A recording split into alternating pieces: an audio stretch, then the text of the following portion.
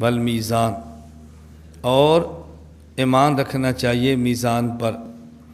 میزان کا معنی ہے ترازو، جس کی جمع موازین آتی ہے۔ قرآن کریم میں اللہ رب العزت نے لفظ موازین استعمال فرمایا ہے، فَنَزَعُ الْمَوَازِينَ الْقِسْطَ، اور میزان بھی ہے فَلَا نُقِيمُ لَهُمْ يَوْمَ الْقِيَامَةِ وزنا، وزن کے لیے میزان ہوگا ہی نہیں کفار کے لیے۔ اس کا مطلب کیا میں عرض کرتا ہوں۔ علماء کی رائے یہی ہے کہ میزان تو ایک ہوگا، اتنا بڑا ہوگا کہ اس کو میزان کی بجائے موازین بھی کہہ دیتے ہیں۔ میزان تو ایک ہوگا لیکن اس میں اتنے اعمال تولے جائیں گے کہ اس کو موازین بھی کہہ دیتے ہیں۔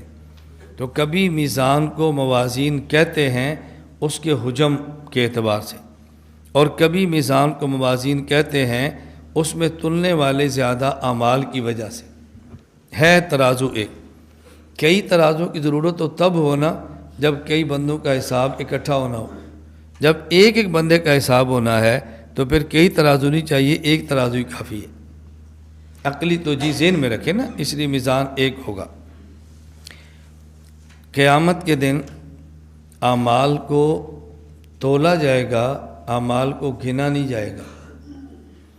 اس لیے اعمال کا جو وزن ہوگا اس کی بنیاد حسن نیت ہوگی۔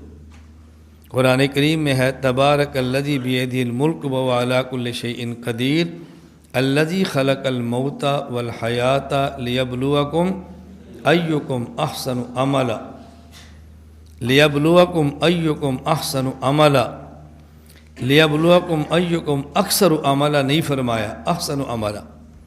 تو قیامت کے دن اعمال کو تولا جائے گا، اعمال کو گنا نہیں جائے گا۔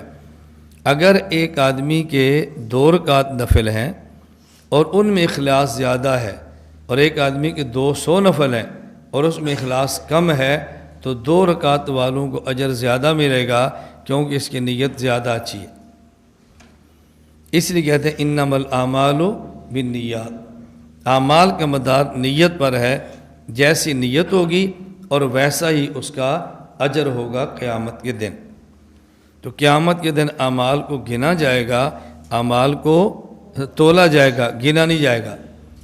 تحذیر الناس کی حضرت مولانا نانوتوی رحمۃ اللہ علیہ کی عبارت کا حل اسی سے ہو جاتا ہے کہ قیامت کے دن اعمال کو تولا جائے گا۔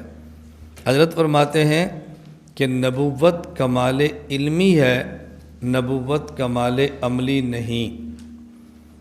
یہی وجہ ہے کیونکہ نبوت کمال علمی ہے، نبوت کمال عملی نہیں۔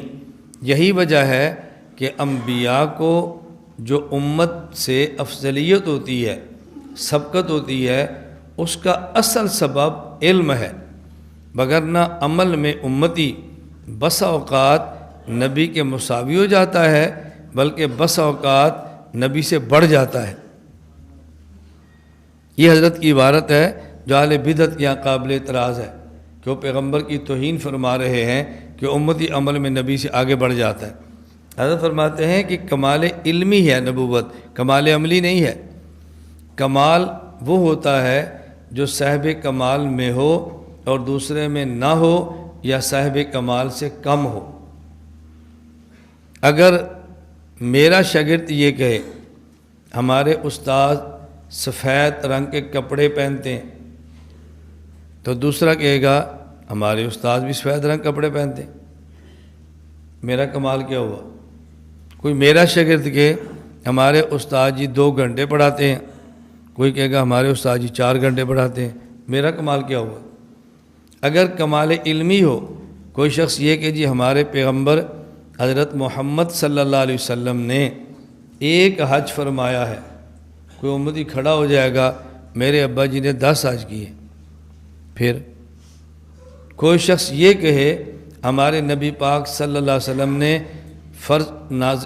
مدینہ منورہ آنے کے بعد 10 سال تک 5 نمازیں پڑھی ہیں، کوئی شخص کہے گا میرے دادا جی نے 50 سال تک پڑھی ہیں۔ اب آپ کیا کہیں گے؟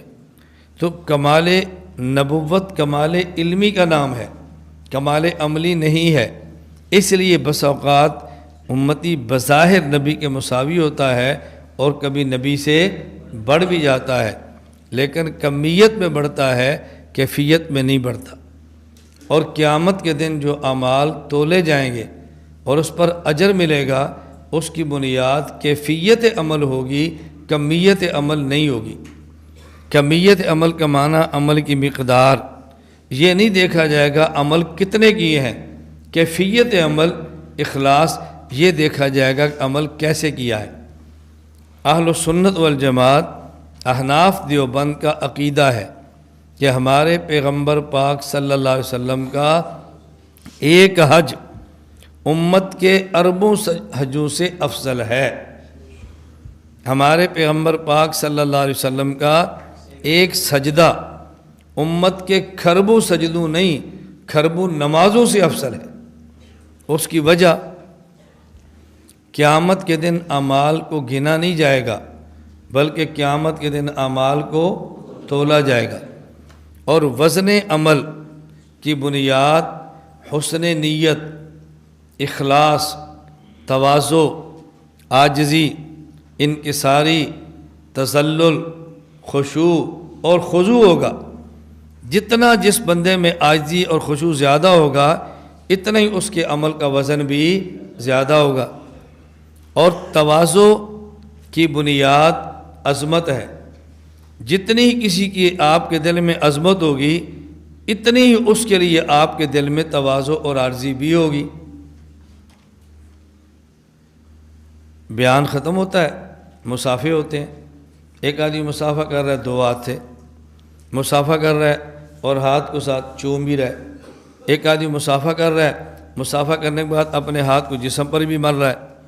اور ایک بچہ آتا ہے مصافحہ کرنے کے لیے، وہ مصافحہ کرتا ہے تو ایسے دیکھ رہا ہوتا ہے، جیسے مصافحہ کر رہا ہے اسے دیکھ بھی نہیں رہا، جیسے مصافحہ کرنا ہے وہ ادھر بیٹھا ہے اور بچہ یوں دیکھ رہا ہے اور ساتھ ہنس بھی رہا ہے۔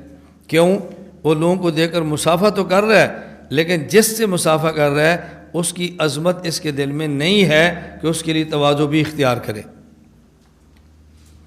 اور تواضع کی بنیاد معرفت، جس قدر کسی کی معرفت ہو اسی قدر اس کے لیے تواضع بھی ہوتی ہے۔ آپ سبق سے فارغ ہوں، باہر ایک بزرگ ہیں، سفید داڑھی ہے، وضو کر رہے ہیں، آپ گزر جائیں گے۔ وضو کے بعد مسجد میں جا رہے ہیں، آپ گزر جائیں گے، آپ مصافحہ نہیں کریں گے۔ اور کسی نے بڑی ہمت کی تو سلام کر دے گا، السلام علیکم۔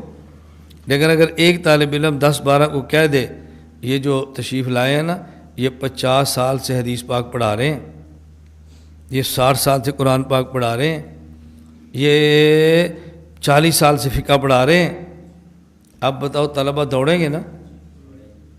پہلے کیوں نہیں دوڑ رہے تھے؟ معرفت نہیں تھی۔ اب کیوں دوڑ رہے ہیں؟ معرفت ہے۔ اور عزت عظمت کے ساتھ مصافحہ کریں گے۔ اور معرفت کی بنیاد علم، جتنی جس کے بارے میں معلومات ہوں اسی کے اندر بندہ اس کی معرفت حاصل کرتا ہے، اور جتنی معرفت ہو اتنی عظمت ہوتی ہے، جتنی دل میں عظمت ہو اتنی ہی تواضع اور عاجزی ہوتی ہے۔ اب بات سمجھنا، اہل السنت والجماعت احناف دیوبند کا عقیدہ ہے تنہا رسول اللہ صلی اللہ علیہ وسلم کو اللہ تعالیٰ کی ذات اور صفات کے بارے میں جتنا علم ہے، امت کے سارے وہ علم جو اللہ کی ذات اور صفات کے بارے میں ہے جمع کر لیں تو علم مصطفیٰ زیادہ ہے۔ نتیجہ جتنا علم، نتیجہ جتنی پہچان اور معرفت رسول اللہ صلی اللہ علیہ وسلم کو اللہ کی ہے، ساری امت کو جو معرفت اللہ کی ہے اس کو جمع کر لیں تو معرفت مصطفیٰ اللہ تعالیٰ کے لیے سب سے زیادہ ہے۔ نتیجہ جتنی عظمت رسول اللہ صلی اللہ علیہ وسلم کے دل میں اللہ کی ہے، امت کے قلوب میں جتنی عظمت خدا کی ہے وہ ساری عظمتیں جمع کر لیں تو جو حضور پاک کے دل میں اللہ کے لیے عظمت ہے وہ ساری عظمتوں سے زیادہ ہے۔ نتیجہ جتنی عاجزی اور خشوع ہمارے پیغمبر کے دل میں ایک سجدے کے لیے ہے، ایک سجدہ ہمارے نبی کا جس خشوع سے ادا ہوا امت کی کھربوں نمازیں جس جس خشوع سے ادا ہوئیں وہ سارے خشوع جمع کر لیں تو ہمارے نبی کا خشوع زیادہ ہے، لہٰذا ہمارے پیغمبر کا ایک سجدہ امت کی کھربوں سجدوں سے وزن میں بھاری ہے۔ اس لیے مولانا نوتوی فرماتے ہیں امتی بظاہر مساوی ہو جائے، بڑھ بھی جاتا ہے، لیکن حقیقت میں امتی نبی سے آگے نہیں نکل سکتا، نہ ہی علم میں اور نہ ہی عمل میں۔